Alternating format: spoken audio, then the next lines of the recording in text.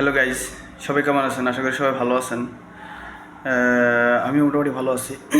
যাই হোক, যেটা নিয়ে কথা বলবো সেটা হচ্ছে আমাদের দেশে কিছু কিছু জিনিস দেখবেন লঞ্চ যখন করে তখন এই জিনিসগুলো মনে হয় যে ফ্রিতে দিবে বা ফ্রিতে দিচ্ছে, এরকম একটা আমাদের উৎসুক জনতার যেই একটা ভাবমূর্তি বা মানে ফেসবুকে বা নিউজে যেগুলো দেখি আর কি। তা আমরা জানি যে আইফোন 17 সিরিজটা আপনার লঞ্চ হয়েছে, ঠিক আছে, লঞ্চিং করছে, কিন্তু এমনভাবে করতেছে মনে যেন এটা ফ্রি দিবে, আইফোনটা ফ্রি দিবে, এমনভাবে এমনভাবে করতেছে।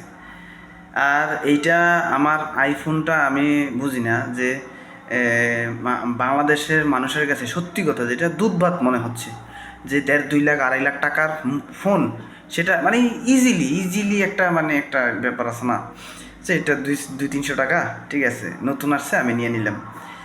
নতুন যে প্রোডাক্টটা সেটা মাঝে মধ্যে মনে করেন আপনার শর্ট থাকে, আপনি অর্ডার দেওয়ার পর 2-1 সপ্তাহ পর আসে, ঠিক আছে। এর আগেও 16 Pro Max আমরা দেখছি, iPhone 16 Pro Max সেম ঘটনা।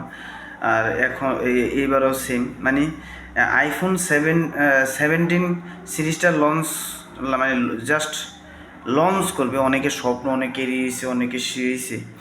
আরেকটা কথা হচ্ছে এটা জানি না, যে অনেকে বলে যে আইফোন 15 হোক আর 16 হোক আর 17 হোক, আইফোনটা নাকি কক্সবাজারে গেলে পাওয়া যায়, ঠিক আছে।